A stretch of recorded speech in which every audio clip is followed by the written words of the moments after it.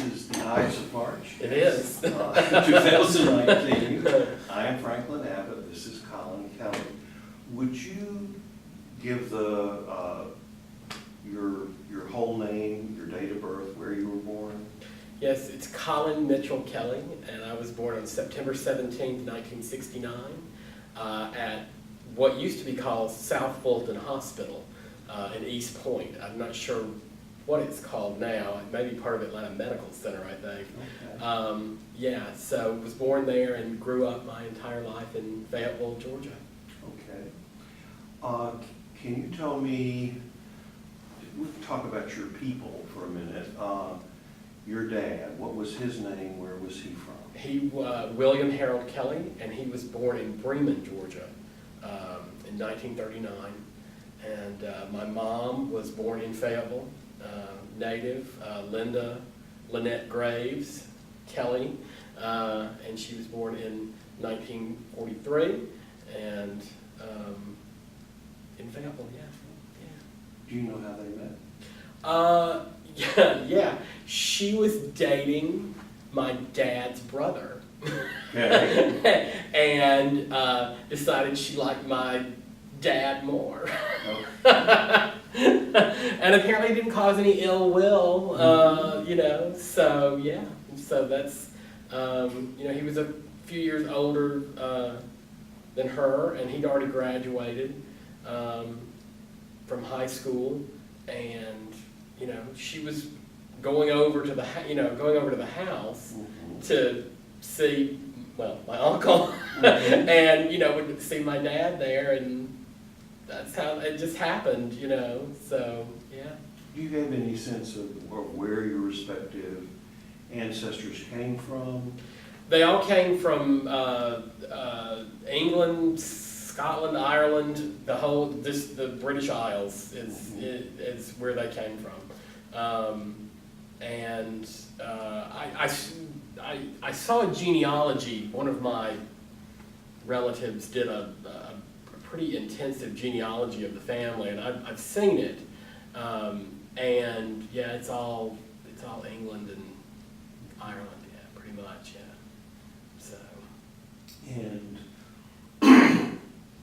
you were their only child, right? Only child, yes. What do you know about your early years Of school? Well, before school? Before school. Well, the thing that I think played the biggest part is that my mom said she started reading to me while I was in utero, and she just kept on reading, and my dad would read to me as well. So what I really remember is already having, I think, maybe, I don't know how exceptional it is, but just being able to read at a really early age and comprehend, and not just little kids' books either. Like, by the time I was in first grade, I'd already read, I remember this, all of the Nancy Drew and Hardy Boy books by the time I was in first grade. And so when I got to first grade, there were a few that I hadn't read. They kept, there were new ones coming out. And I wanted to check them out, and the librarian wouldn't let me check them out. She's like, "You can't read those. You can't possibly read those." And so my mom had to come to the school and say, "He's read just about all of them. So yes, he can." And so when they would take me to the library in Fayetteville, my mom would just let me check out anything, and I do mean anything. And so I would, I remember checking out the Amityville Horror when I was like in second or third grade, and I brought it up to the desk, and the librarian looked at me and looked at my mother and went, "Are you letting him check that out?" And she's like, "Yeah, I am." Scared the hell out of me, but that's what but I read it, and so yeah, I was reading at a very early age. You were quite precocious. Yeah. So finally the librarians were just like, I would bring up, romance novels, just things with, lurid sex in them, and they'd just be like, they'd roll their eyes and check it out. So yeah. So that's what's wrong with me. I was overexposed very As a early. child. Yeah. Yes. So That's funny. Well, one of the poems of yours that I like a lot is your Wonder Woman poem. Yes. And that really sort of speaks to being somewhat gender variant and growing up Yes. in the South. a little bit. And I was really lucky because, so that's the other thing, I was like obsessed with and still am obsessed with pop culture stuff. So very early on watching TV, Wonder Woman, superheroes, the Bionic Woman, $6 Million Man, Star Wars, I'm still obsessed with all of that stuff. I still have all my toys. Mm-hmm. So, but my parents were, and it was, looking back, it didn't seem odd then, of course, but looking back now, it is fairly extraordinary, I think, for the early 1970s in rural Georgia, that my dad was making me Wonder Woman costumes to wear, and didn't give me any grief about it, And I think partly because my mother's brother, Terry Graves, was gay and was out, and he grew up, in Fayetteville also, and he could not wait to get out. And so as soon as he could get out, he went to San Francisco. And him and my mom were very, very close, and my dad really liked him. And so I think that kind of helped smooth. I think they knew early on, my parents knew early on, they're like, oh, we've got a gay son, and I think they just rolled with it, And so I'm incredibly lucky that way, because I never had to face that, the condemnation, and we weren't, I guess the other thing too is that, my parents, their parents, my grandparents, made them go to church, and my parents were like, we don't care about church, and we're not going to make you go to church. You pick and choose whatever you want to do. If you want to be religious, be religious. If you don't want to be religious, don't be. And so they never pressed any of that on me, or tried to influence me that way, which I'm incredibly grateful for. Well, it's just interesting, you were also born, within a month of the Stonewall riots. That's right, yes. So. Right after the moonshot. Right after the moonshot. Yes. Woodstock. And Judy Garland dying, and Right. all kinds of gay, landmarks and signposts. 1969 was It was a banner year. It certainly was. And also, you were born that year, so that can be Yes, added to the list of sure. things that happened. And it's weird now to think, oh my God, I was born in the 60s. I mean, because I'm going to be 50 this year, and I don't feel 50, and but yeah, I think I grew up in the perfect time. I mean, I know there's a lot of people who say, oh, I wish I could go back to the 20s or the 30s or the whatever and grow up in that. I think I was born at just the right time, because I really loved the 70s and 80s. I really enjoyed them. So, yeah, and the early 90s too, so. Did you, when you were in grade school and high school, did you know you were a writer at that point? Pretty much. I mean, I never went through that phase where like, oh, I want to be a fireman or a police officer or an astronaut. I never went through that phase. I knew pretty much early on that I wanted to write, because I was writing from an early age as well, because I was reading all the books and I wanted to emulate that. Mm-hmm. And so I was writing little stories and poems, and from when I was just tiny. So I always knew. And then somewhere early on in that too, I knew I wanted to be a journalist, which was my first dream as a writer, was to be a journalist. And I'm still a journalist. And I knew pretty early on that that's what I was going to do with my life, and I did. So, and then the poetry and the novels, that came a little later. So, yeah. You had a very accepting and understanding family in terms of being different. How was it for you going to school and dealing with peers? So, I mean, no one ever believes this when I tell them, but so in elementary school was fine. Junior high was kind of rough. There were a lot of kids there who, made fun, because I was kind of an overweight, I was still a little bit of an overweight kid, and, and they could tell that I was gay. I mean, I don't think it was any big secret, and,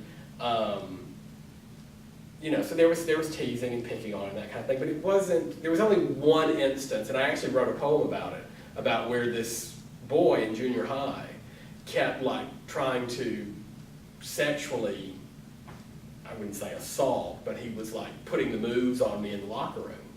And, and I kind of turned the tables on him a little bit and embarrassed him in front of a lot of people. And after that, he left me alone. And I think I had a couple of instances of that where I was just clever enough to kind of turn the tables on them and kind of out them for, what they were doing and what they were trying to do. And so that helped. And then high school, there were so many gay kids and teachers at Fayette County High School, the 4 years that I was there, that it is unbelievable. I still talk to some of we just had our 30th high school reunion, and I was just sitting there telling them, all of these teachers and people were gay, and they were out then, and they're out now, and I mean, and it was really amazing. And so there wasn't this level of homophobia, and this was the 80s in Fayette County, but things were changing then too, and already changing, I think, and with music, and students were more into drinking and drugs, and and they were discovering themselves, and I just think that there were so many of the popular kids were actually gay or lesbian, and you just couldn't ignore them. You couldn't really make fun of them, or there would have been repercussions. And so many of the teachers were as well. And it was just weird. I mean, when I look back at it now, you don't see it. You have to put that distance. When you look back at it now and realize, well, I was incredibly lucky, really lucky to grow up with those parents and be in that place, in rural Georgia, and not go through that level of trauma or homophobia. It's pretty amazing, I think. It really is. It was just some kind of, stroke of luck. I don't know what it is. So with that kind of atmosphere, were you able to date or have? It was. I had 2 boyfriends in high school, and I guess there was a guy at our school who was I would say, he was extremely out. Was dressed really flashy and drove a really fancy car and was always bragging about his conquests, and he acted a lot older than he was, and was always talking about going to Atlanta and hooking up with men, and he was doing a lot of cocaine already in high school, and I mean, so he was there was him who was, and everyone knew I was gay too. I mean, it wasn't like it was some big surprise, but I think I was just a more, middle of the road gay. I don't know how to put it. But I mean, I was already doing, I was the editor of the high school newspaper, and was, the literary magazine, and helped with the yearbook, the annual, and so I was already deep in that writing world, and also was already working as a freelancer for the local newspaper as well. They picked me up early on to go and cover a little bit of everything. It was the Fayette Sun, the Sun newspapers, which no longer exist, and the editor's name was Vicki Brigham, who people didn't like her because they thought she was a bitch. I just say it. And I loved her. I thought she was spectacular, and she taught me so much. And because the first thing she ever did when she hired me on as a reporter, she sent me to a planning and zoning meeting. I was 16. I didn't know what planning and zoning was to save my life. And she just said, well, I'm going to throw you in the deep end and see if you can swim. And I got there to the meeting at the courthouse, and my doctor was Sparrow Sams, who was the author also who wrote Rome with the Horseman. And he'd been my doctor since I was 6, and I loved him. And he came walking down the aisle, and he saw me sitting there, and he stopped and went, good God, boy, what are you doing here? And I was like, I'm a reporter for the Fayette Sun now. And he was like, oh God. He's like, well, scoot over, because you're going to need some help.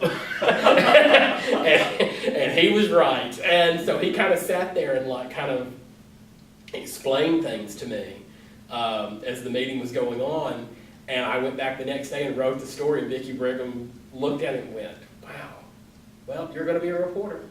And I didn't mention that Farrell Sams had helped me through it, but I mean, I caught on pretty quick because I started having, because after she saw that I could cover that, she assigned me a beat, the Tyrone City Council, and I started having to go to those meetings like every month, you know, and I was like, and so it was more of that, and I just had to pick it up. So you get a real education about journalism when you're working for a small town newspaper, when you have to cover everything, because I was doing city council and government, and then going and covering features and parades. And did you do any crime reporting? Not really, no. No, not till later on.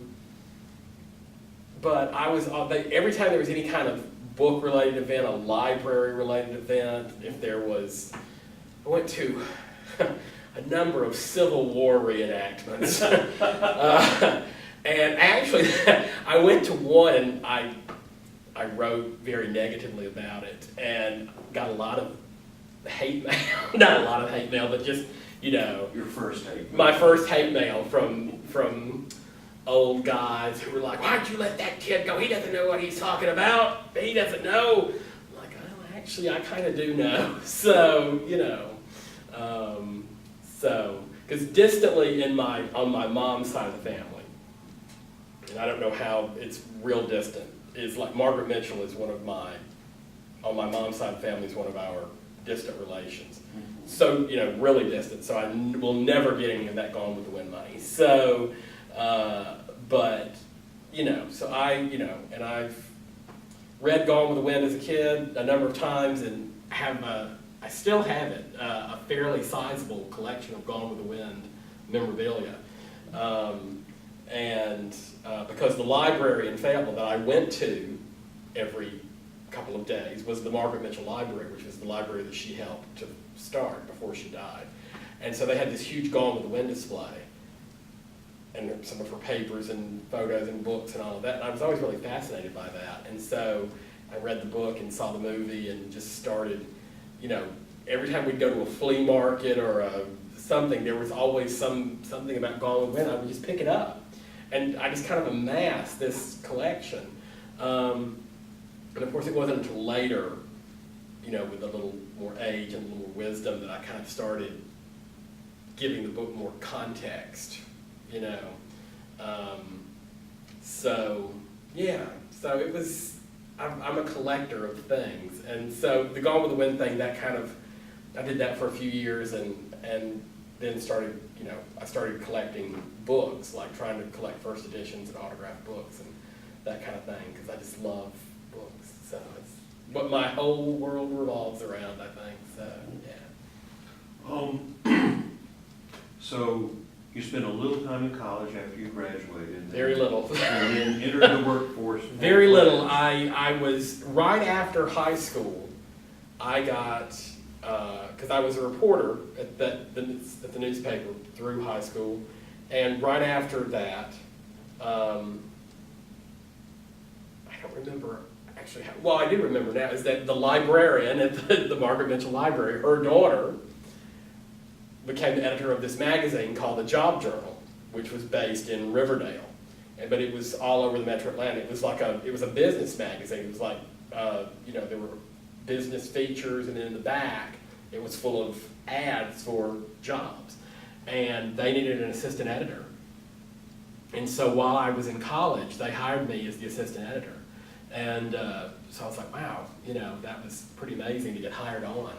But that only lasted, the magazine only lasted. It had been going for about a year when I got there, and it lasted about another year afterwards.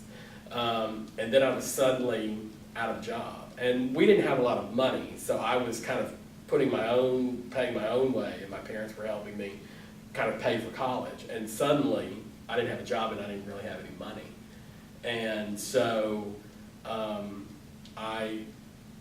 back in the 80s, when I became the school newspaper editor, they'd done a feature on me in the Fayette Neighbor newspaper, which is part of the Marietta Daily Journal and Neighbor newspaper chain. And just on a whim, I picked up the phone and I called the executive editor of the South Metro branch of the Neighbor newspaper. I said, hi, I don't know if you remember me or not, but y'all did a feature on me in the Fayette Neighbor, when I was a few years ago, and I need a job. And he was like, well, I have one, so you can start on Monday. But he said, it's full time. And I was like, well, bye college, bye-bye. So I went to Clayton State for a couple of semesters, and that was it. And then I went to work, because I was majoring in journalism. Right. So I was like, well, I've already got a job. You would have gotten had you finished. Exactly. So I went on and became a reporter for the Henry Neighbor in Henry County. And also, they started having me write, because they'd seen that I'd done a lot of feature writing too. Because I was freelancing before that as well. When I was like 16, 17, I freelanced for all these magazines. I freelanced for the Atlanta Journal-Constitution. The first thing I ever had published, I was 15 or 16. The first thing I ever had published was in the old Atlanta Journal-Constitution Sunday magazine. And I wrote the very first article about the early nascent attempts to rescue the Margaret Mitchell House. That is my claim to fame.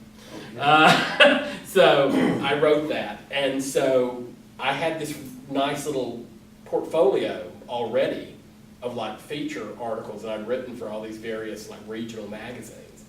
And so the MDJ, the Marietta Daily Journal, they used to do this insert on Fridays called Go, and it was their feature magazine. And they started having me do music reviews and movie reviews and interviews with celebrities. and so, yes, I was doing that and the Henry Neighbor at the same time. Mm-hmm. And so I stayed with the Neighbor papers until 2002, from 1989 to 2002. Okay. And I eventually, the guy that hired me, I eventually had his job as the executive editor for all of the South Metro Neighbor newspapers, that branch, and I really hated it. He didn't tell me that, I should have known that it would be a lot of paperwork and red tape and very little writing. Mm-hmm. And I lasted as executive editor for about 6 months, and I went up to the publisher and I said, I gotta go. I said, you can send me back to being an editor somewhere, or I'm going to go somewhere else. And luckily, right about the same time, I got the job offer for the editor of Atlanta In Town magazine, where I'm still there now. And it was very lucky, and because I had to get out of there. I could not be that executive editor, and just because all I was doing was driving around to the different bureaus, all the different offices, and yelling at people about their time cards, and why weren't they filling out their insurance paperwork? And I was like, no, gotta go, gotta get out, gotta go. So I did, yeah. Well, you also, in your early writing career, wrote plays. I did. Yeah, I got kind of interested in, because my best friend, she's still my best friend, Tina Miller, she was involved in theater in high school, and I never was. And but then she got into college, and she started writing plays and acting, and she called me up one day and said they were doing a staged reading, where you sit on the stage and everybody has the script and just reads it aloud to the audience and she said, we need someone to come and fill in at this staged reading. Would you come and read one of the parts? I was like, sure, why not? And so I went, and I kind of got a little hooked on theater. And so I was like, oh, I should see if I can write a play. I've written this other stuff. Can I write a play? And so I did, called Porcelain. And it got produced in a couple of the little theaters around town. And then I wrote another one called The Dark Horse, and it won the Deep South Festival of Writers Award from LSU, Louisiana State University. And I got to go over there and get the award, and I met Ernest Gaines, the novelist, which was a thrill. And then it won the Georgia Theater Award too. So it won two, Nice. awards, and it got produced around. And so then I stupidly, I got tapped to be the director of this little theater company in Jonesboro called Script. And once again, I found myself in a management position, being the artistic director of the theater. And I hated it. I did not like it. I wanted to be creating, and it was another one of those instances where I felt like I was just telling people what they needed to do. And so I kind of got out of that gig after a year and turned it over to somebody else. And then I went over to Southside Theater Guild, which is in Fairburn, and they've been there forever. And I started doing some acting in some of the shows there. But my love of theater didn't last very long because I had a fairly bad experience at Southside Theater Guild. Sorry, Southside Theater Guild. But quite frankly, I wanted to direct a play, and it required black actors, and they weren't really interested in having any black actors at the time. And so I quit, and I made a real big fuss about it, and I cursed everyone out in the theater and walked out the door and never looked back. Yeah, so. It was a turning point. Well, it was, and it was, they wanted to be edgier, but they didn't want to be edgier. They wanted to be a little edgier so they could attract more people, and so, they always did all this family safe musicals and stuff like that. So I was going to direct The Little Foxes by Lillian Hellman, because I love that play. And they were already skittish. I don't know. And I was just like, what? It's Lillian Hellman. It's The Little Foxes. It's a classic. I think the audience can handle it, but apparently not. So, yeah. So after that, it literally just killed theater for me. And that was like in the late 90s. And never went back and did really anything with it. Theater Gale, the theater here in Atlanta, they did a little production of The Dark Horse in the 2000s, early 2000s. And that's really the last thing I've ever done in the theater. And I really have people kept saying, oh, you want to come back, you want to act, are you ever going to write another play? No, I'm not. I did that. And I'm never going to do that anymore. I'm not a theater person, I discovered. I enjoyed my time there, and I enjoyed writing those plays. And but while I was writing those plays, I was also writing poetry, which was my, out of all of my, I'm a journalist, but my favorite creative outlet has always been poetry, still poetry. Even though I've written 3 novels too, I still love the poetry more. So, and I've pretty much decided that, everyone's like, when are you going to write another novel? I'm like, might not. Might just be poetry till I drop dead. So, might be. So. Kate Bush is an important person or an important presence in your life. When did you discover her? When did she come in? So growing up in Fayetteville in rural Georgia, we did not have cable You could not, hadn't run cable out to where I lived. So there was no MTV. And so we had, if you lived here in Atlanta, you had, or anywhere, there was like those shows that came on the weekends, like Night Flight and Don Kirshner's rock concert. And they would show, live footage and like early videos. So in 1981, it was a Friday night. I had, everybody had gone to bed. I snuck up and went back to the living room so I could watch Night Flight, because I love that show. I love watching the videos and all the music, because I'm a huge music junkie. If I could do anything, if I could sing, I would be a rock star, or I would try to be anyway, because I love it. And so it was like midnight on a Friday night in 1981, and they played the 2 videos of Kate Bush, Wuthering Heights and The Man with a Child in His Eyes, and my mind was blown. I had never seen anyone sing like that. I'd never seen anyone dance like that. She was beautiful and provocative, and the lyrics were just, and I was like, wow.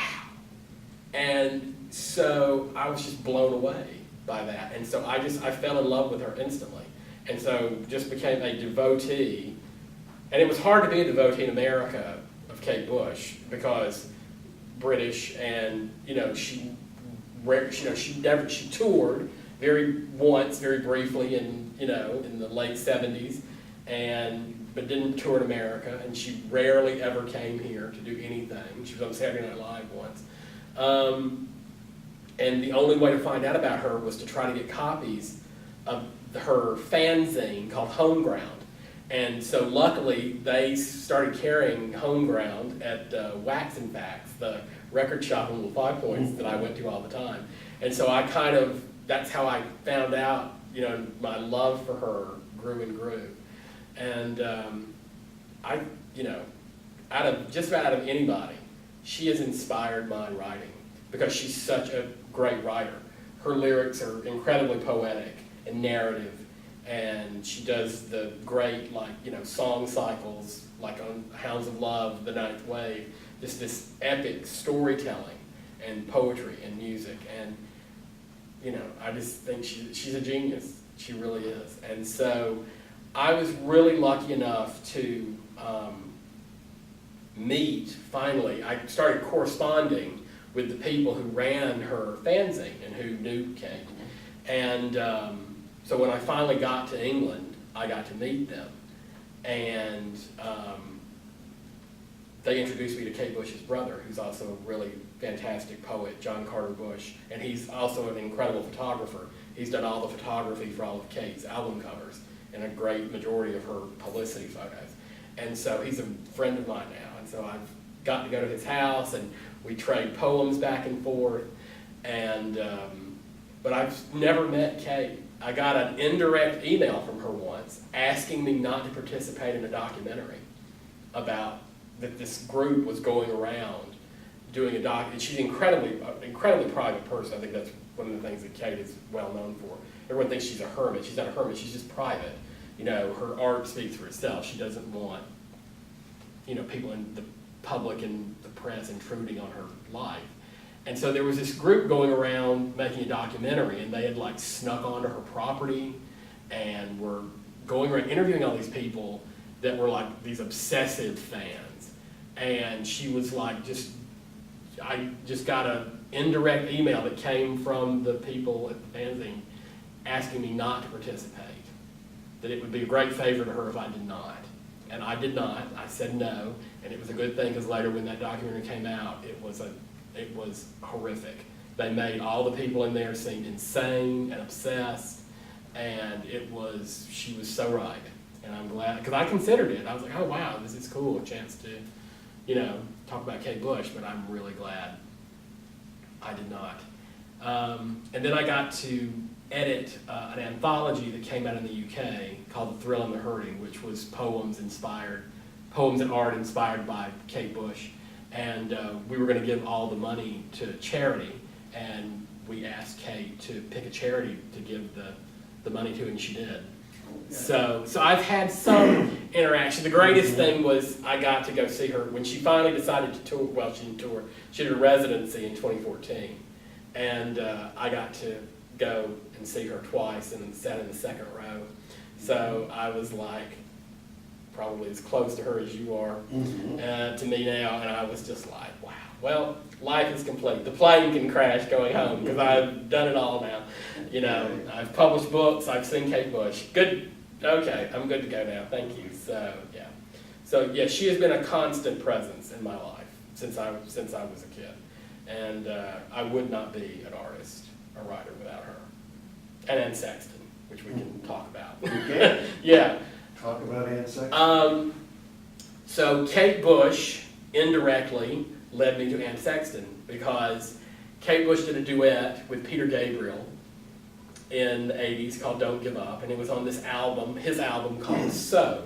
And there's a song on So called Mercy Street, which was dedicated to Ann Sexton, and that became, other than the duet with Kate, that was like my favorite song on the album. And I was like, who is Ann Sexton? Who is this? This song is so intriguing. And so I went down to the library and found the collected works of Ann Sexton. And I'd been writing poetry before that, but reading her, it was like a huge light bulb in my head went off. It was just like, oh my God, because it was unlike anything I'd read up until then. And Very personal. Very personal, very confessional. And I was like, this is the style. I don't want to write like her, but I want to be in this style. This confessional, dark, just laying it all out there, And so she, Ann Sexton then led me to Sylvia Plath and to Sharon Olds and on, and till it took me a while because I think, after I discovered Ann Sexton in the mid-'80s, I think when you find that person, that poet or that writer that you connect with the most, you do unconsciously start writing like them in a way or trying to emulate them in a way. And it took me years to find my voice, or the first, I think my voice has changed and evolved over the years, but the first voice, and so from the mid-'80s to about 1993 or 1994, it took that time for me to evolve into my own voice. And so my first poem that I ever had published was in 1994 in Welter, which is the University of Baltimore's literary magazine. And I knew the moment I wrote that poem, it's called Firewater, that it was unlike anything else I'd written before. It didn't sound like anybody else. It didn't sound like any of my other poetry. It was like oh my God, I can't believe I wrote that. But it kind of locked into place that was the voice. That was my voice, in my poetic voice. And so after that poem was published, I kind of honed in on that sound and that, and I started getting things published regularly after that. So yeah, but it took, and I wasn't studying poetry. I didn't have any teachers. I didn't take any poetry workshops back, in the 90s. I didn't take my first poetry workshop till sometime in the early 2000s, I think. And so I just kind of was self-taught, to do it. And so, and it's just, and it is when I think about writing now, when I have something to say, I usually turn to poetry first. When I need solace, I turn to poetry by other people. When I need to get my feelings, emotions out, I write a poem about it, and that's where it goes. So, yeah. So you're doing your journalism. You have your sort of, from what you're saying, I see these things that are kind of like, Kate Bush is a sort of a part of your world, but then there's Right. also your collections of things Yes. and Margaret Mitchell and Star Wars. Right, yes. So that you have really, in a sense, constructed a world for yourself that feeds your spirit Sure. and keeps your imagination engaged. Right. And I think too, and I should have mentioned this when I was, so Kate Bush also kind of led to my obsession with the United Kingdom. And also, that same year, I was fascinated with Prince Charles and Princess Diana getting married. And well, everybody was. And so I got up at 4 o'clock in the morning when they got married to watch it on TV. And I just remember being far more interested in London, seeing the streets and everything going on there than the actual wedding. After a while, I was like, wow, I've got to go there. I've got to get to London. And it took a long time to get there. But after I got there, it was another kind of evolution, in my writing, because it totally inspired me. And so London is the book that just came out, Midnight in a Perfect World, is all of my London poems. And London is in my novels, and Paris is too. And getting to travel, getting out of Georgia was, really. When did you first go to London? In 1995. Okay. I for some reason, so I helped chaperone a group of high school students on their graduation trip to London and Paris. And I wasn't much older than those students when I went. So I really didn't have any business chaperoning a group of 18-year-olds to London and Paris. But I mean, as soon as we got to London, we went to London first. As soon as we got to London, I was like, I'm home. This is it. This is it. And I just instantly just felt at home there, fell right into the rhythm of it, and I've been going to London every year just about every year since 1995. And have some of my best friends are there, and of course Kate Bush is there, and so it is, if there is such a thing as the cliched spiritual home, that is mine, because I just feel totally at home and totally at ease there, and have just been incredibly lucky enough to have so many opportunities in the UK to edit anthologies, to get published there, to do readings there, and to kind of be accepted and embraced by a lot of the British poets over there. So it's been fantastic, it really has. But, so that same trip, when I chaperoned the kids, we went to Paris, and I was absolutely just mind-boggled by Paris. And so I wrote 3 novels about Paris. I was so enraptured by it. And so I've just become a travel junkie. I love traveling, and but I always seem to wind up back in London. I need to go some other places too, but I always seem to just keep winding up back in London, which is okay. So yeah. Your first book of poems is called Better to Travel. Better to Travel. Yeah. So that's where that comes from. That's where that came from. The title was inspired by a Swing Out Sister album from the 80s called It's Better to Travel. And so that first book, Better to Travel, it came out in 2003. I self-published it because I had submitted it to contests and nobody wanted it. It was all my, my 90s, mostly my 90s poems, the early stuff. And I was just like, you know what? I'm just going to publish it myself. You're like, oh my God, you shouldn't publish it yourself. It's going to ruin your reputation. You'll never be accepted as a poet. It's never, And I did it anyway, and it did pretty well. We sold a lot of copies. It sold for a book of poetry. It sold several thousand copies. So, but what it did was just by refusing to, I think, there's this thing when you self-publish, you're like, oh, well, the book's it's no good. That's the general thought. But I had it, it was edited, and I was meticulous about it, and about how I wanted to present, myself in a first book. and it just opened a lot of doors, you know, by it being good or good enough, and just by force of will, I guess, just kind of ingratiating myself into all these other poets' lives and getting invited to readings and all that. It just opened all these other doors to meet all these really great poets who have since become mentors, and a lot of publishing opportunities. And it led me to Sibling Rivalry Press, who's published my last 5 books. So, you know, self-publishing, I would never change that. It was the right thing to do at the right time to do it.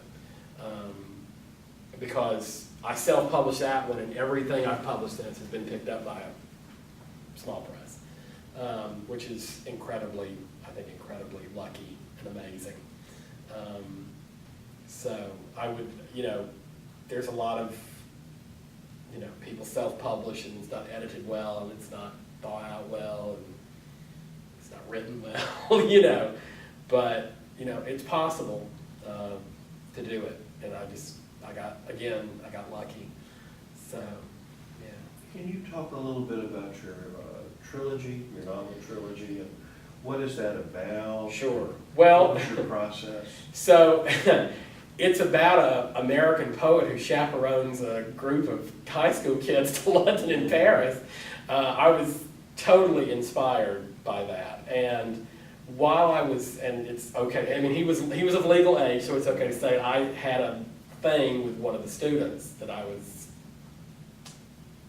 chaperoning, and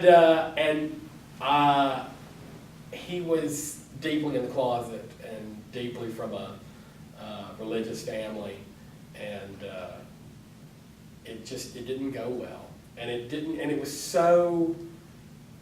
was because, you know, I'd been wanting to go to London, you know, up until that point my whole life, you know, and to get there and to get to Paris and find myself kind of embroiled in this relationship, I was like, So it was like I was thrilled and oh my God, and also kind of pissed off because it kind of was like ruining my good time, because I felt like I was like, you know, trying to maneuver this sudden relationship, you know, or whatever it was, and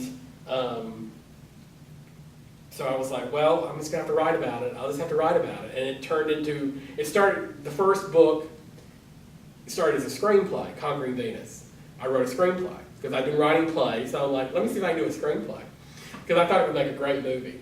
And the French actress, Jean Moreau, I'd been watching a lot of her films, and I was like, oh, I want to create a character that she could play in a film and put in here. And so when I was in Paris, we stayed at this little hotel near Place de République, and there was our room faced onto this little street called Rue Rampont, and there was this beautiful apartment building across the street. And it was very close. It was a very narrow street, so I mean, when you looked out the window, you just could look right into the other people's apartments. It was like right there, and there was this apartment across the street.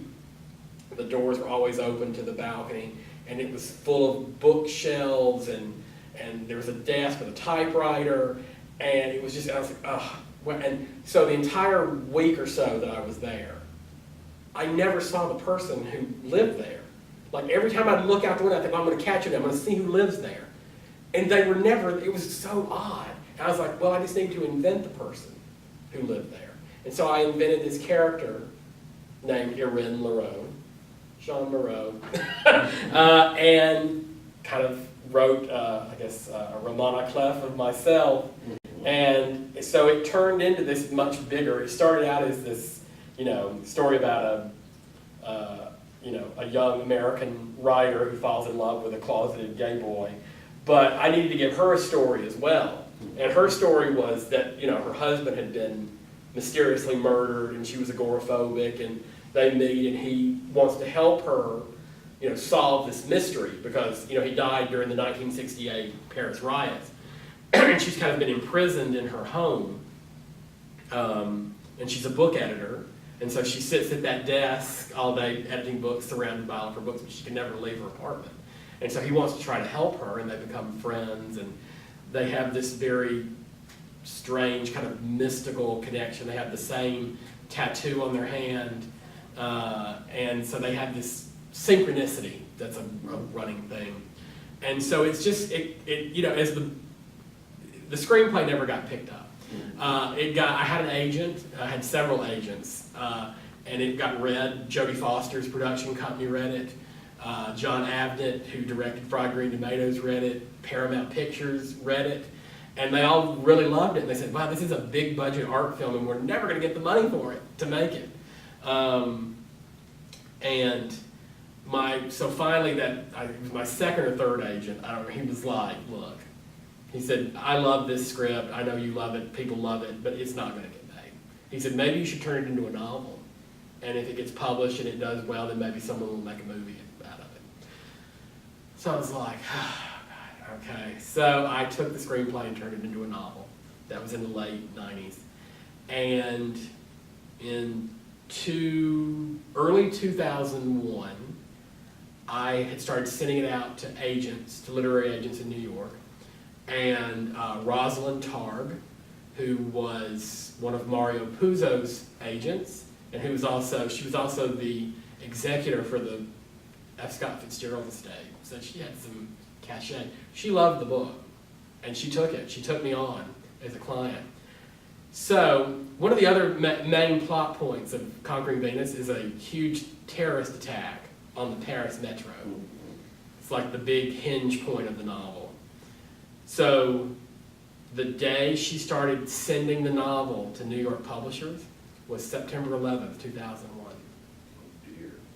And so it sat on desks for weeks because nobody wanted to read anything. And then when they finally got to it, they were like, terrorism, screwing high school kids, we can't publish this. I got some of the editors who read it sent some of the nastiest notes back to her. How dare you send this to us? I mean, it was crazy. I mean, some of the nasty responses that she got. And it was really, I think, if September 11th had not happened, it wouldn't have been quite that same response. But just that combination of terrorism and young gay boys having sex across Europe just did not land. And I remember her, she called me up one day, and she kept the book. She kept trying to market that book longer than I think most agents would have. I mean, she tried to sell that book for a year and a half, which is usually by then they're like, nope, sorry, bye, we're not going to be able to sell this. And she just kept on because she really loved it. And it was Rosalind Targ who said, she loved it, so she's like, this is going to happen, you're going to have to write a sequel to this. So get started on it now, because I'm going to sell this book. And she's like, you know what, you might want to write a couple, because it could be something, So I started writing the sequel that became Remain in Light. And I don't know, it was probably done. I probably had the first draft of it when she finally just called and said, I think this might be the worst timing in my career of ever trying to sell a novel. She said, this novel should be published. It should be out right now with one of the big presses. But she said the timing with the terrorist attacks and the climate in the country, she's like, it's just the worst timing ever. So she dropped me, but there was no hard feelings because I just thought she'd gone above and beyond. And she was always so supportive. And so I wrote the second novel. I didn't really do anything with it. I just put it all in a drawer. And so that was around 2002, and I said, well, I'm just going to go back to poetry. And that's when I decided I was going to self-publish my first book, Better Travel. Because I'd gone through all of this with the agents, and I didn't mention this, when I was doing the screenplay writing, I was pretty serious about it. I'd written Conquering Venus. I'd turned Porcelain, the first play I'd written, I'd turned that into a screenplay. And so one of my agents at the time, how did that happen? So when let me jump back. when I was the director of the little theater company in Jonesboro across the script, we produced this play by a writer here in Atlanta named Grant Jerkins, who's now a pretty well-known thriller and mystery writer. He had written this little play and we produced it.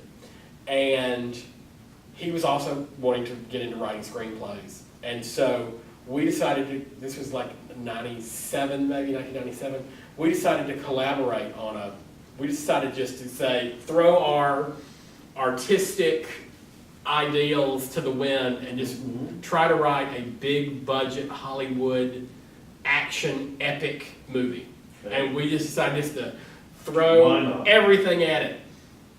And so we wrote this screenplay called Dominion, and we got picked up by an agent who was like, wow, you know, and so he had us go back and redo it so that we were tailoring the parts to specific actors. So at the time, we tailored the main characters for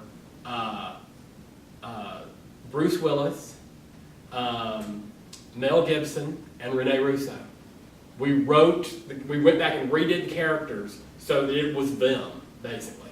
And it was about a group of, you know, FBI agents in New York, counterintelligence, and the book begins, or the screenplay begins, by the Air France Concorde crashing into the World Trade Center. That was in 1997. And so on September 11th, later in the day, Grant called me and he said, we should burn that probably. Did we inspire someone? I was like, no, I don't think so. It just, you know, it was a coincidence, you know. So that screenplay never got made. So I was really serious about it, but I put it all in a drawer, and after the first book of poetry came out, we were doing the Atlanta Queer Literary Festival here in Atlanta, which you got me involved in, and a writer named Kate Evans came, poet and memoirist, and we became friends while she was here, and I told her I had a novel and then given her the whole story about, you know, all the agents I'd gone through and all of that, and she's like, oh, well, my first book got picked up by this small press. Can I take it and read it? If it's just sitting in a drawer, do you mind if I take it with me and read it? And I was like, sure, go ahead, why not? So she took it and she loved it and she recommended it to her publisher. And the publisher really loved it and she published it. And so that was the first, so my novel finally came out in 2009. Wow. And although I'd been writing it since 1995 in some form, you know, starting as a screenplay and, you know.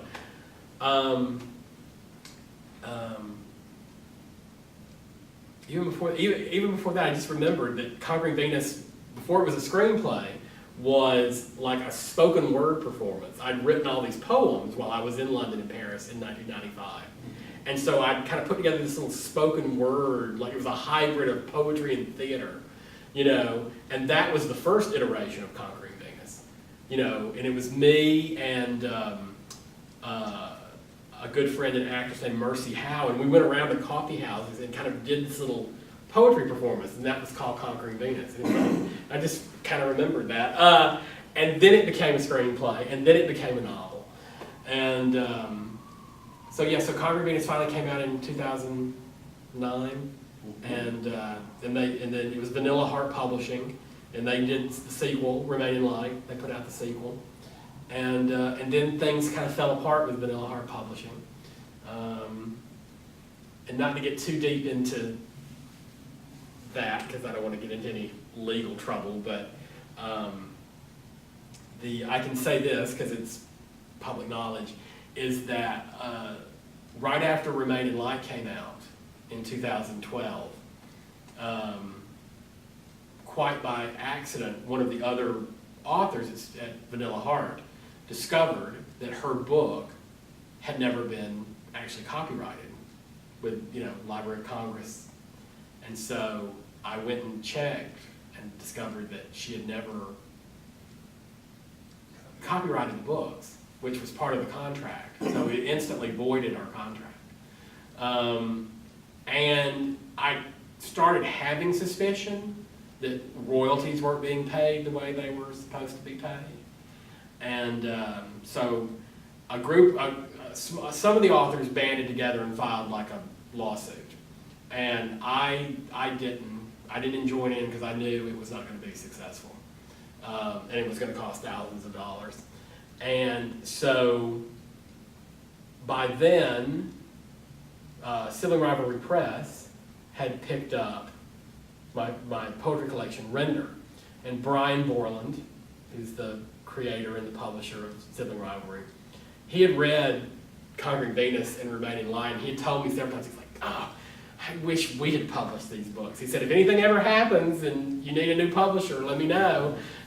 And so after that, the day all of that happened with Vanilla Heart, I called Brian on the phone and said, hey, remember when you said that if anything ever happened with the trilogy, that you wanted it? Well, something has happened.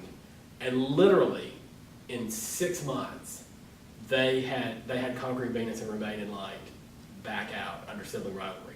New covers, we even did a little re-edit to clean it up a little more, and at the same time they're like, we want the 3rd book, so we're going to do the whole trilogy. And so Sibling Rivalry Press, Brian Borland and Seth Pennington, I love those boys. I love them because they kind of saved me, because there for a couple hours there after the whole Vanilla Heart thing fell apart, I was like, oh my God. It was just, I couldn't even think. And so literally they like saved me in like just a matter of hours and got the books back out so fast. And they're beautiful. The editions they put out are just gorgeous. And they've just been so supportive. And Remaining Light did, Conquering Venus was on the Amazon bestseller list it was on the LGBT bestseller list for a day, which I thought was pretty impressive, to be an Amazon bestseller for a day. It's mainly an afternoon, but I'll take it. And then Remaining Light, the 2nd book in the trilogy, was a finalist for the Townsend Prize for Fiction, and was a finalist and the runner-up for the Georgia Author of the Year. So it did well. And then Leaving Paris, the 3rd book, I had not started writing. I mean, the first, Conquering Venus and Remaining Light, they were like ready to go. But I had not started Leaving Paris, the 3rd book. So it took a little time to write it and get it together. And then I had some writer's block. I spent like a summer trying to figure out how was I going to end this thing. So it took a little more time, and so we lost some momentum, I think, for those 2 books. So, it was, there was that gap from 2012 to 2016 when Leaving Paris finally came out. And right after Leaving Paris came out, I got incredibly ill and had to be hospitalized. And so I couldn't do any of the publicity, couldn't really do much of the traveling, the readings I wanted to do for it. So Leaving Paris just kind of went, which was not the way I wanted the trilogy to end, but still now with some, a few years now, I'm just still incredibly proud of those books, and I can't believe I wrote 3 novels, 300 plus page novels. I just can't believe it, and I still hope that one day some movie producer is going to see it and go, ooh, we should turn that into a film, or HBO will turn it into a miniseries, or a miniseries. It would be fantastic. Yeah, I think it would be great on HBO if they would ever pick it up. And John Moreau is dead now, which is very sad, because I always hoped that she would get to play Irene Leroux. But now there's some other. I think Catherine Deneuve would be great. If we can get Catherine Deneuve, I'd be really happy. Okay. So just lofty ambitions. Lofty. Well, the thing that is impressive to me as you talk about it is that you've had all of these sort of kind of what seemed like it would be an opening, right, and then it closed. Yes. Seemed like it would be an opening and then it closed. Yes. And you've kept your spirits up throughout all of that, and continue to write and continue to, advocate for your work. Because somewhere along the way, I was really down. I mean, trust me, I had I had some days where I was just like, screw it. This is a waste. You know, I'm wasting my time.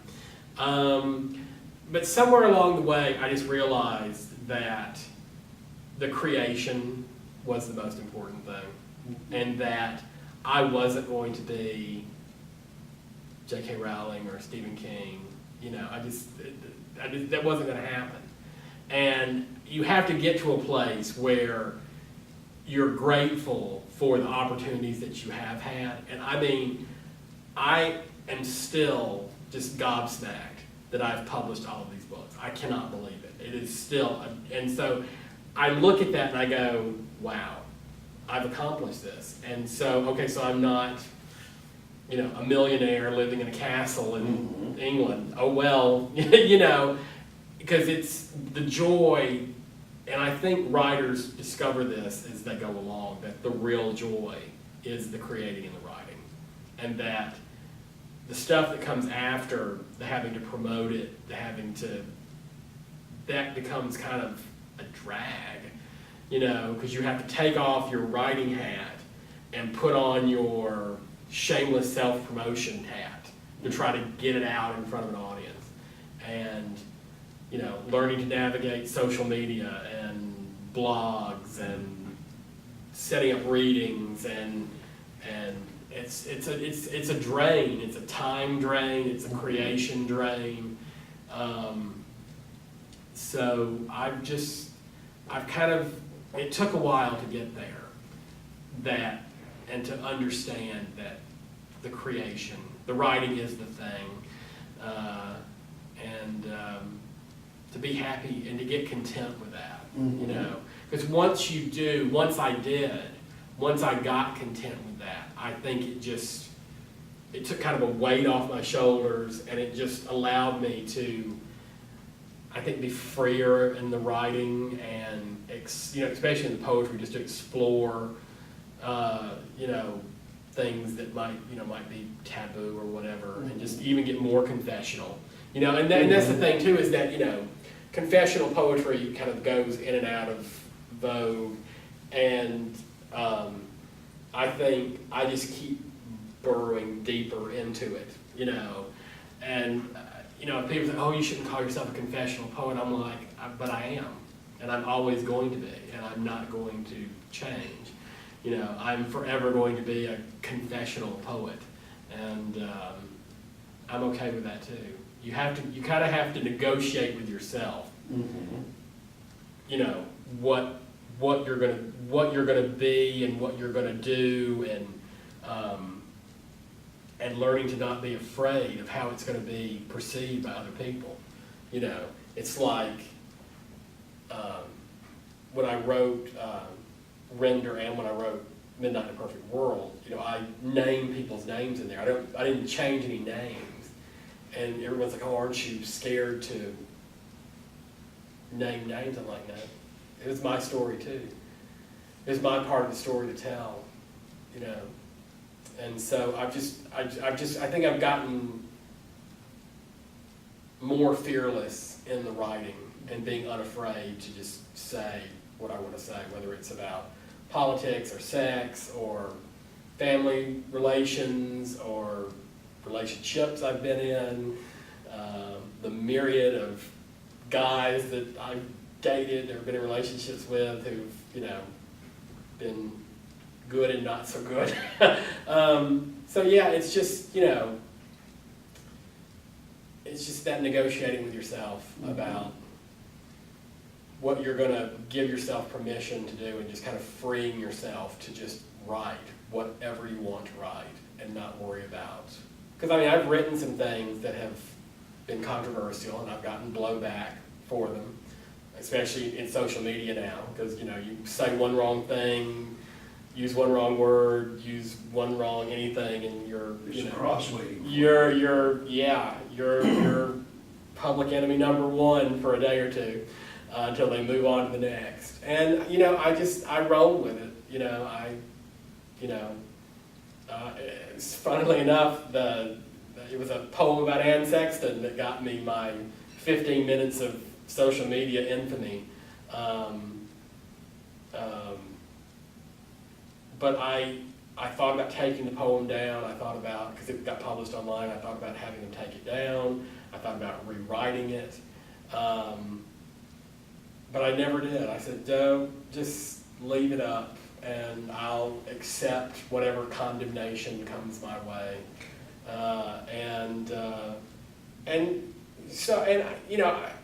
What I thought was a very loving, tribute to Anne Sexton, a lot of people thought was misogynist, because I used like the old damsel in distress trope, I suppose you could say, to write about buying the money that I made from Better Travel, I bought a first edition book autographed by Anne Sexton. That's what I did with my money. That's what I wanted. Mm-hmm. And so when I bought it, I got it off of eBay, mm-hmm. and it didn't get delivered to they came by to deliver it to my apartment. I wasn't there. So I had to go down to the post office over here on Central Avenue and pick it up. And back then, you had to go up to the loading dock and ring a buzzer, and this window would fly up, and you'd hand them your little slip, and they'd slam the window down, and then they'd shove, and so I used this kind of like, damsel in distress, rescuing someone who'd been kidnapped, as how I was getting this book. And it came across to a lot of people as, being, violence toward women. I was like, gee, that was not my intention at all. Because I love Anne Sexton, and, I wouldn't be a poet without Anne Sexton. So the way it was, and it was interesting the way that poem was received. Some people just thought I was just, well, part of the problem is that there was a group of women who were editing an online literary magazine who seized on it, and they'd never heard of me, they didn't know any of my work. They wrote this scathing manifesto about me because they thought I was just some straight guy. They didn't know I was gay. They'd never read any of my other work. And so once they found that out and actually looked into my writing and everything, they were like, oh, they kind of stepped in it. So they had to pull back a little bit. And then I kind of wrote this kind of scathing response back to them, because I really did, and they said that I was, using Anne Sexton, but they were too. They were trying to graft their own identities and their own traumas and emotions onto Anne Sexton. And I just thought it was, okay, maybe I have done that, but they're doing it also. And neither one of those things is right. And so I pushed back really hard in an interview. And, and it kind of quieted it down. But it was a learning lesson, and, I was like, someone said, oh, are you going to like police your language now, when you're writing? I'm like, no, I'm not. I'm just going to keep on writing, and if I write something that pisses somebody off, I will take my lumps. But I said I will be more mindful about, using some of these cliches and using, language that is considered, because I think I could have gotten the same point across in that poem without using some of the cliche. But when I sit down to write a poem now, I don't think about, oh, is this going to piss somebody off? Am I saying the wrong thing here? I don't think about that. I can't, because I think once you start doing that, you're killing your creativity. But I think there is a way, though, because there are tons of racist, misogynistic, homophobic, the literary community is rife with these people, who do terrible things to women, who write terrible things about women, and just feel they have this, privilege, and, they're in positions of power, and they think they can just do and say whatever they want, and they'll be insulated. Mhm. And, I want to avoid that at all costs, and I think, what I've been learning is to write honestly, but to write thoughtfully, I think, as well. And so that's kind of been my motto going forward. Okay. Yeah. You've also been kind of a literary activist. Yeah. You have been very involved in Poetry Atlanta, which came into being out of your literary activism. Right. The Java Monkey Speaks, the Atlanta Queer Literary Festival, the Georgia Center for the Book. Can you talk a little bit about that? Sure. Well, Poetry Atlanta existed long before I came along. Poetry Atlanta it's 35 years old this year. It was created by Dan Veach, who was the original editor of Atlanta Review. And he created Poetry Atlanta as an organization that promoted poetry readings around the city. And so after Better to Travel came out, in the 90s, I'd been going around to all the coffee houses and doing poetry readings and all that. And I stopped for a while when I was trying to write the books and screenplays and all that. So when Better to Travel was getting ready to come out, I said, boy, I better get back out there and kind of reacquaint myself and reintroduce myself. And one of the first places I went was to Java Monkey Coffee House in Decatur.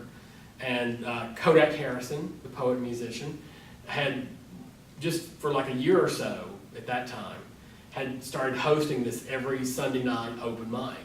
And I'd heard it was great, and he was very welcoming, and the audience was very welcoming to new poets. And so I went there one Sunday night and was nervous and got up there and read a poem from Better to Travel, which hadn't come out yet, it was coming out.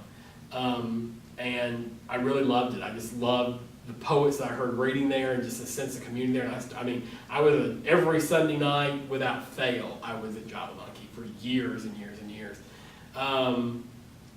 And Kodak Harrison had recently been named as the chairman of the community board for Poetry Atlanta. Dan Veach had kind of tapped him to be the community board director, and he had kind of charged Kodak with getting more people involved. And so the first person Kodak called was me. He said, you want to come be on the community board of Poetry Atlanta and kind of help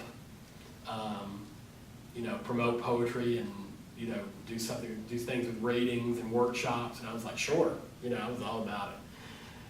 And so I've been with Poetry Atlanta ever since. Now I'm the chairman, because Kodak retired, so now I'm the chairman of Poetry Atlanta. And then Dan Veach retired as the editor of Atlanta Review and passed it on to Karen Head, who's now the editor. She's a professor at Georgia Tech. She's also a brilliant poet, and we're good friends. And so that was kind of my first foray into the literary scene. And then getting involved with the Atlanta Queer Literary Festival with you and with Megan Volpert it was so much work, but also very exciting, and to get to do that here, and then Georgia Center for the Book.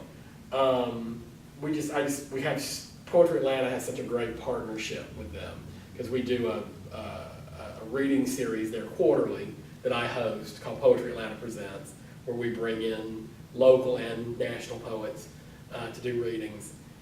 And Joe Davich, who is the director of Georgia Center for the Book now, I just love him. And so we just have this really great partnership, because he's all about, it's just finding your tribe, and, finding all the literary-minded people in Atlanta and just being able to work with them and kind of slog through things with them when it's a festival or some event, It's great, and it's really, some of my best friends now are people that I've met since 2003, since Better Travel came out. I've kind of immersed myself in the literary world here.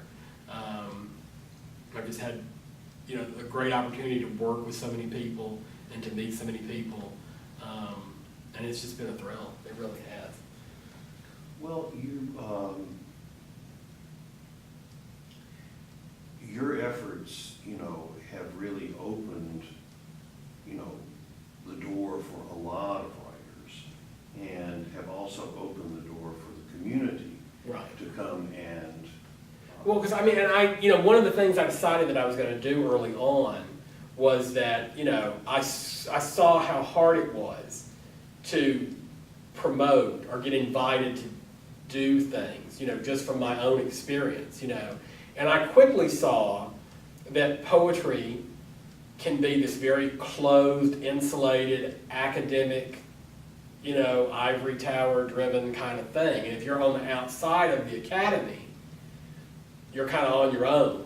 And it's, you know, because if you're a professor and you're in academia and you've got your MFA, you know, you've got this whole network, this, you know, of poets who work, you know, together in academia, and they publish the books and they invite everybody, they invite each other to do all their readings and festivals, and they judge contests, and a lot of them pick their friends, and, you know, it's a lot of cronyism and things like that in poetry.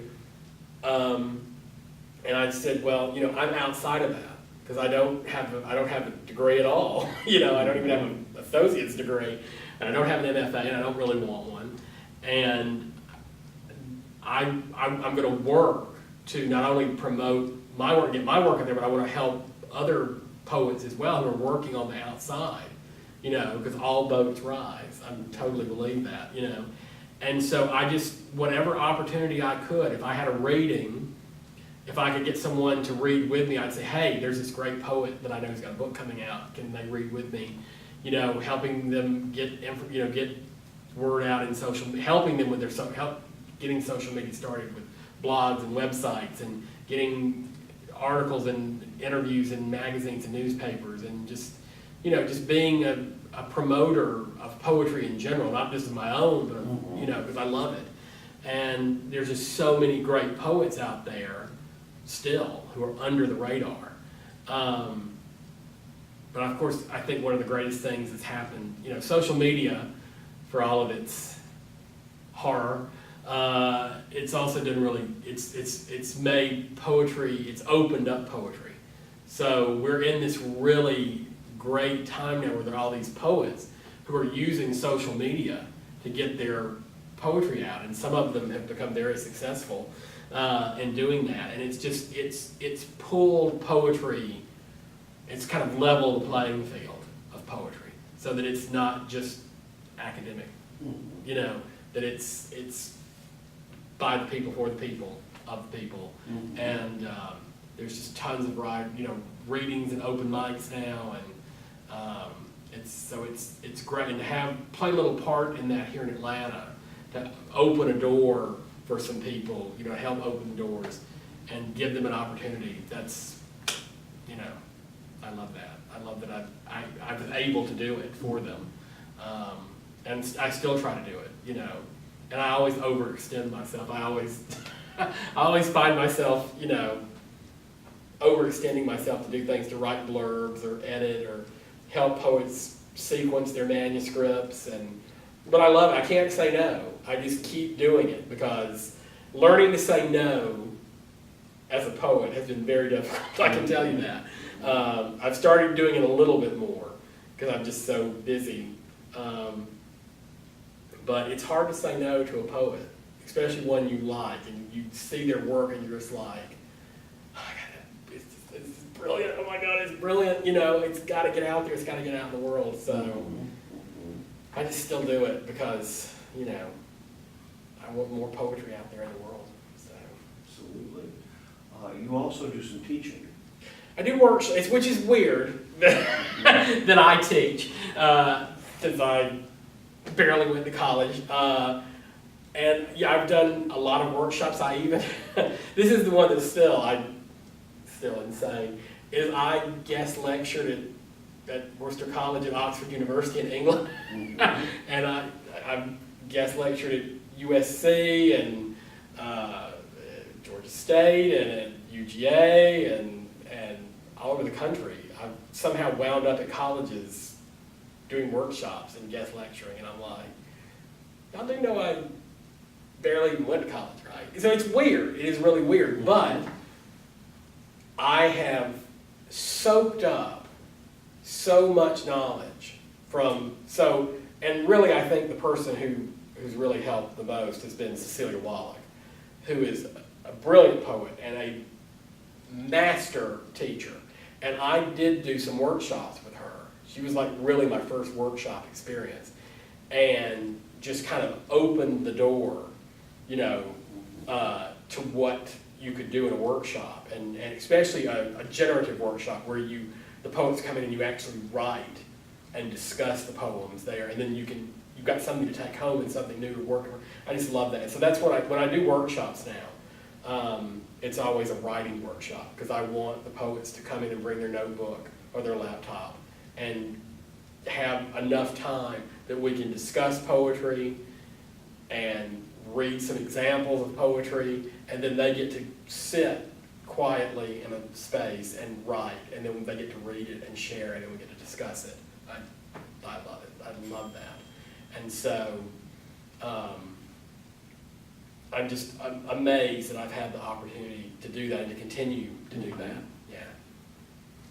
Well, we've covered a lot of ground. Are there things or areas that we haven't veered into that you want to talk about?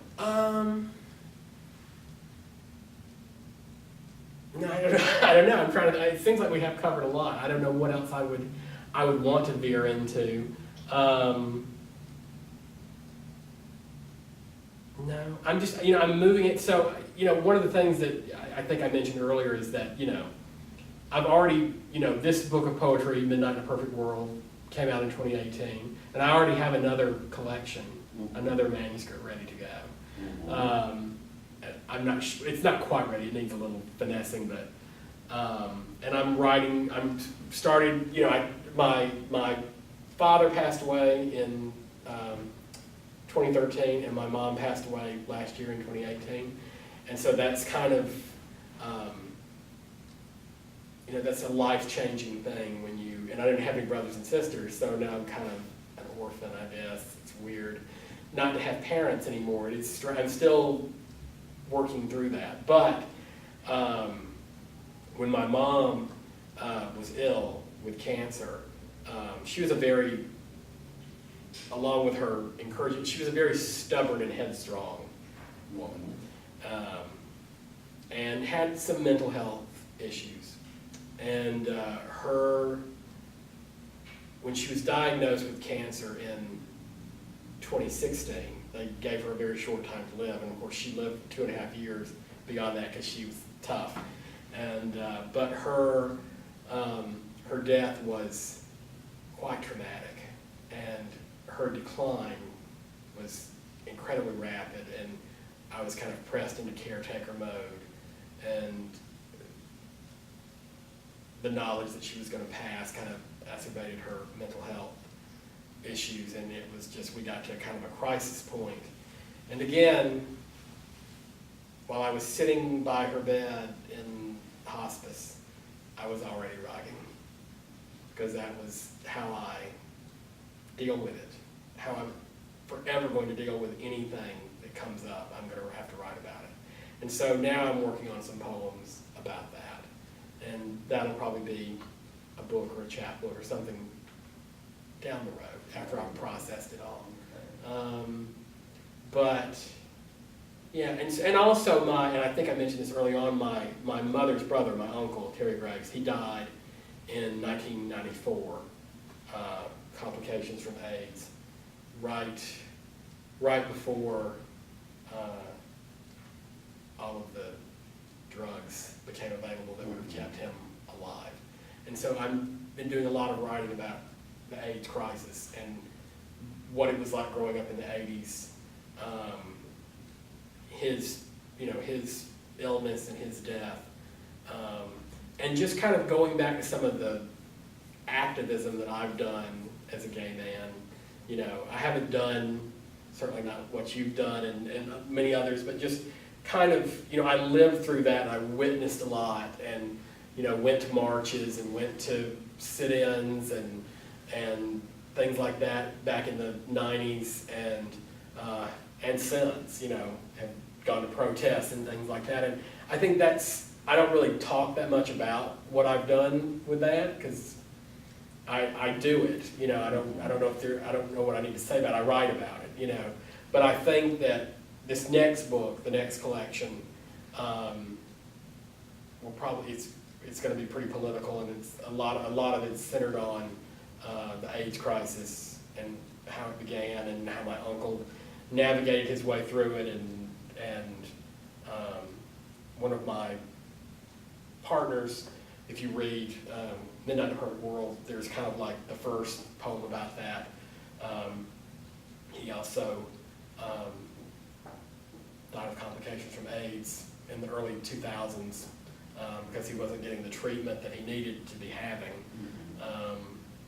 And that has greatly affected me. Those two, my uncle, my partner, my ex-partner, because we were broken up by then, but I still was friends with him and still had, yeah. And so that's something that I haven't really explored before in my writing, and it's time to go there. And I'm using, and so falling back on my, kind of the lens I'm putting a lot of this through is film and literature. And specifically Derek Jarman, who is the British filmmaker, channeling a lot of the ideas that he had and kind of the way he worked. It's kind of finding its way into this next book as well. And so I'm kind of shaping it now. And so I think it's going to be a lot different from my other books, like the other books of poetry. So I'm excited and also, so that's the next chapter. Okay. Well, you're relatively young, I think, to be sitting for an oral history, so we can call this part one. Okay. Because time will pass and you will have more accomplishments and more stories to tell. I think that, when you talk about the arc of a life, I mean, sometimes, when you're, I'm nearly 70, and so it goes over a little bit further. Right. Yours goes about maybe just a little bit past noon. Right. It's just over the top, just a little bit. And so I think there's much more that will come about and be added. I hope so. That would be nice. Well, and we live in interesting times that are getting more interesting. That's true. That's very true. We're in an accelerated growth phase because of technology, yes, global warming, and growth may not be the best word, but an accelerated change phase. The world yes, is going to be really different in 20 years. Yes, it is. I hope I'm ready for it. I think I've done pretty well in adapting, because I'm kind of a social media junkie. Not as I was for a while. I've kind of fallen off because I just think, because social media has turned into such an ugly place, and it doesn't, you have to have some kind of presence there to get your news out and to help other people and try to spread some joy amid all of the horror that's on social media these days. And so I keep plugging along at it, trying to make some tiny little dent in it,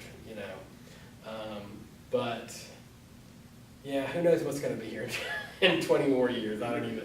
Who knows, because... Would you like to read a few poems before we stop? Sure. I guess I ought to, the poem, the very first poem that I had published and that we've talked about is In Better to Travel. And that was the one that was published in 1994 in Welter. And when I read the poem now, I think it's not my best work, but I can see where it kind of began my, like I said, my voice, discovering the voice. So, and it's called Firewater. Back door, old house, snow melting faster than paper burns, and some child is running in the woods. He is at my side now, kissing my face, holding my hands, bitterly cold, he half naked. I lead him to the couch, lay him down, smother him with my body, kisses, apologies, promises, forgotten, ghost. He melts through my veins like fire water and passes through my soul as winter does. So that poem, while I would totally rewrite it now, I'd totally redraft that thing. I never have, because this is the second edition of Better. This is the Better Trouble was republished by Poetry Atlanta Press, and I got to fix things and change things, but that one But you left it as I left that one as it was, because I was just like, well, it was good enough that a literary magazine wanted to publish it, and it kind of kicked off my publishing career as a poet, and I didn't see the point of changing it. I still like it. It's still not my best work, but I still like it. And then, so Render, which came much later, this book was, while I was in London, this is the book that I consider my Southern book, because it's all about growing up in the South, and my parents, but the way it coalesced was I had this manuscript with some of these poems in it, and it just wasn't working. I knew it wasn't working. It just did not gel together. And so I was in London, and it was the same. It was in 2010. That's when I went and guest lectured at Oxford University. I came back down to London, and the photographer, Sally Mann, who I just adore, I just love her work, and she's also a poet, they had this big retrospective of her work on in London. And although I had Sally Mann's books, and I had read some of her work, and I'd gone to other exhibitions, seeing it all together in this space, big format, in context, in a way, I was walking through the galleries, I was like, wow, she touches on a lot of the themes in her photography that I write about in my poetry. And literally when I walked out of the gallery, I was like, ooh, can I get a plane home? Because I got a book to finish now. And it became Render. And it became kind of an homage, as you can see on the cover. We did this great kind of out of focus, kind of with the old camera as an homage. And then, so the poem for Sally Mann at the back of the book was the last one I wrote. So this book is like, all the poems are like snapshots. They're all photos of my life. And if I hadn't been in London and gone to that exhibition, this book would not exist. So London again, always coming back. But I'll read the title poem, Render, and maybe one other. I don't know how many you want me to read, but I'll read this one. So Render for Sally Mann. Take a glass plate and clean it well. In the light, fill the center with collodion. Tilt until it reaches each corner. Pour the excess back in the bottle. Your darlings are poison. Candy cigarette daughter, another hung from a tree, sun waist deep in rising water. They float in mercury time. Take the plate into a dark place, immerse in silver nitrate, dry off the backside, and load into a dark slide. Place into the camera and expose. In the back of your truck, hands become stained, toxic. Outside is Antietam night, where collodion once held wounds. Ground exhales the centuries. The moon turns silver to blood. Develop using a ferrous sulfate. Fix the plate with potassium cyanide. Decomposing body, eye socket and earth merge, skin a leather handbag, jawbone and cheek dust, pillow for the dead head in brutal Knoxville heat. Time is essential in wet plate photography. Move quickly to a portable darkroom, rinse the plate in fresh water, then dry varnish with sandarac, alcohol, and lavender oil. And the children again, older. Freckled lunar landscapes, post-mortem stillness. The boy's eyes fixed and dilated. 3 perfect funeral masks. Note, a blue sky and clouds are impossible to render. Expect imperfections and subtle debris. So there's a lot of the references in there to her photography, but also references to my life and my poetry. Because I remembered that when so one of the things Sally Mann is famous for, well, of course, photographing her children naked and very provocatively and controversially back in the 90s. Also photographing Civil War battlefields and, in the very, using the wet plate methods that are very dark and grainy and, foreboding. And then she was also allowed to go to the Tennessee forensic, I can't think what it's called, in Knoxville, where they call it the body farm, where they put cadavers, donated cadavers outside in this enclosed area and watch them decompose, to study them. And they allowed her to come in and photograph the decomposing cadavers. And that was part of her collection, What Remains. So I had this memory when we went to Knoxville in 1982. They had just started the body farm really a few years before that. And we were there for the World's Fair, and my dad wanted to go see the body farm, but we couldn't because you weren't allowed to go. And I was like, oh, there's just so many connections, because she's Southern, grew up in South. So it's just another one of those connections. And I was trying to think, what else should I read from this book? Probably one of the poems, I guess, that I've become known for, infamous for, is a poem called "The Virgin Mary Appears in a Highway Underpass." So I guess I should read that one for posterity. Why not? The Virgin Mary appears in a highway underpass. Mary pops up in the strangest places, usually as a window stain or sandwich, but yesterday she dripped down the wall of a Chicago underpass, brought the faithful running with candles and offerings, blocked traffic. I saw the pictures, couldn't see her face, saw a giant gaping vagina instead. Just failed my Rorschach test, going to hell for sure.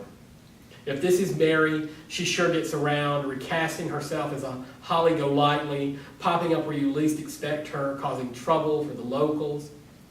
But why would she choose to appear in condensation, burnt toast, or ditch water runoff? Some will say it's proof that she still dwells here, runs like an undercurrent, manifests in the mundane. I say, cut the parlor tricks, Mary. If you want a little respect, come flaming out of the sky on a thundercloud. Ride it like a magic carpet over middle America. Speak in a voice like Diana Rigg or Emma Thompson.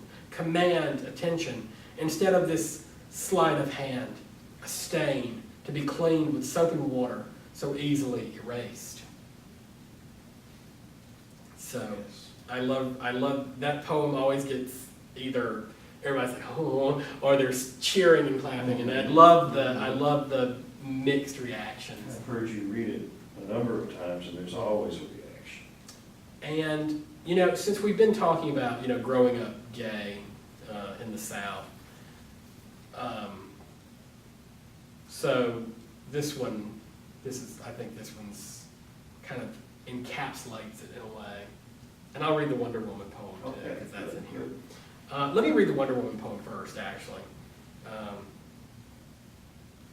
right up here at the beginning. Wonder Woman. The day I told my parents I wanted to trade in G.I. Joe for Wonder Woman must have set off alarms. I wanted to surrender my guns for the golden lasso. More than the dolls, mind you, I wanted to be Wonder Woman. I don't remember who stitched the costume, blue underwear with glued-on stars, a red bustier wrapped around my 7-year-old sunken chest, the golden eagle oddly deflated. The headband and bullet-deflecting cuffs made of cardboard and the length of rope my father had spray-painted gold in the yard was hooked at my side. I lassoed my poor dad first, demanded the truth, but there was no magic in those rough, twisted fibers. If the rope could have squeezed out an ounce of what he was really thinking, I would have been dressed up as Superman or Batman, a manly cape flying out behind me as I ran around the backyard, hidden from the neighbors, while my dad devised a way to build Wonder Woman's invisible plane.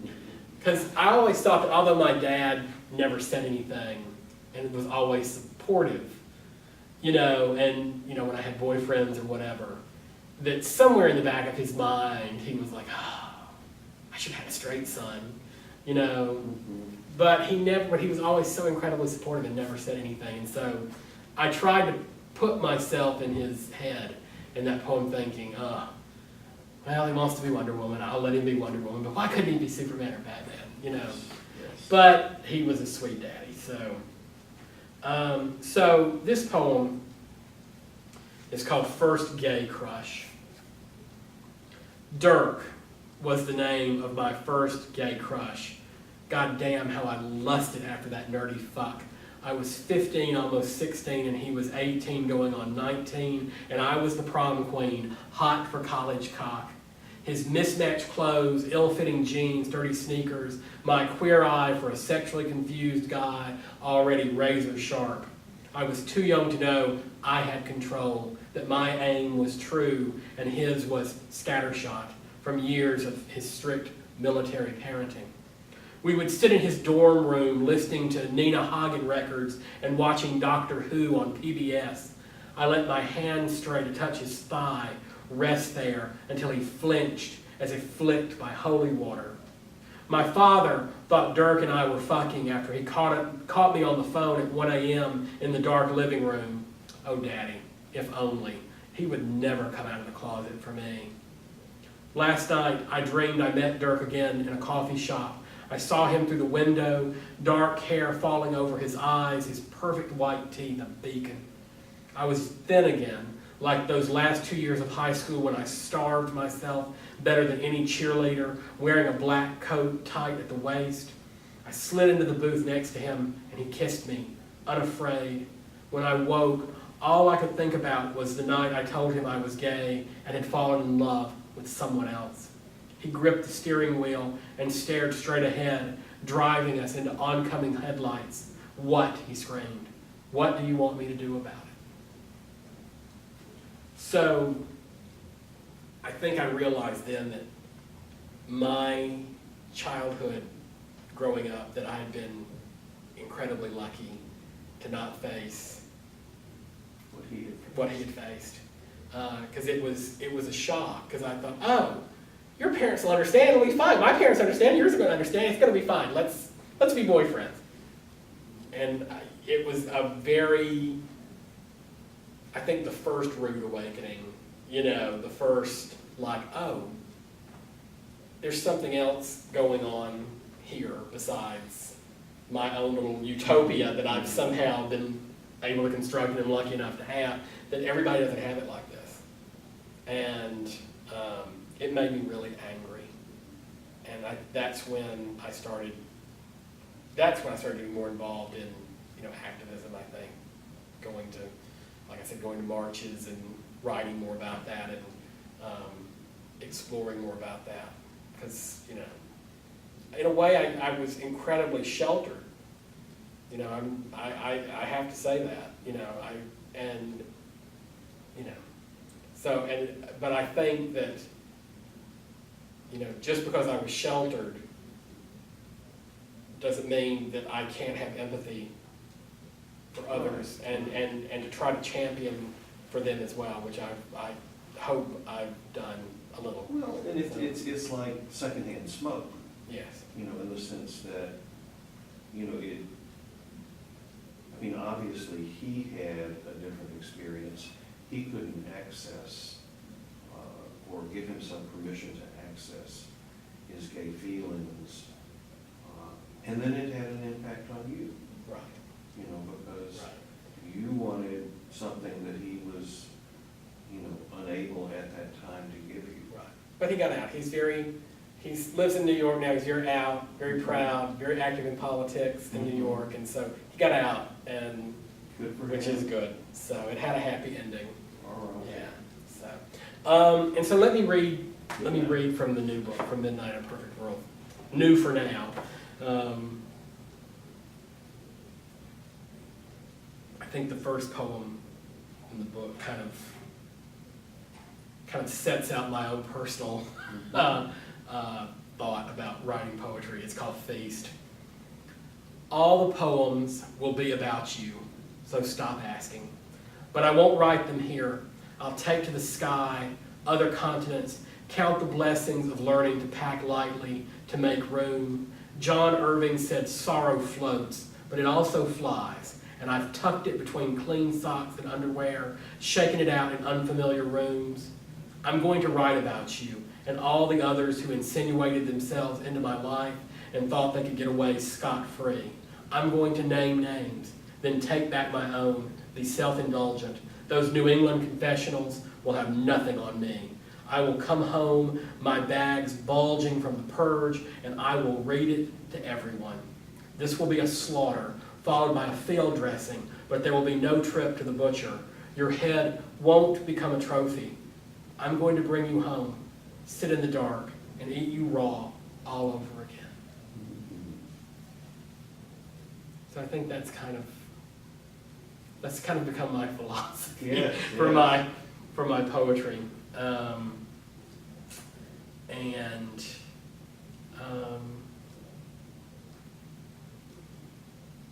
And then I'll read Ritual, because that's become a new favorite that people ask me to read now. This is kind of it kind of goes with the Virgin Mary poem, in a way. It's called Ritual. Jesus taps me lightly on the back, pokes my neck, catches in my hair. Sometimes he slides down my cheek, threatens to put out an eye, hangs suspended on the cross over my lips. Sometimes I catch his toes with my teeth, or open my mouth wide and take him whole, a sacrament, the cold metal sweet with sweat, where it has lain on your chest all day. Sometimes Jesus just watches me from a distance, a tiny shadow at the center of your bare back as you sit on the edge of my bed ready to leave. And sometimes when Jesus disappears over your shoulder as you pull on your shirt, I confess that I want you to stay. As night turns into morning, glorious to luminous, come back to bed and let's go through the mysteries of the cross once more. That's great. That's great.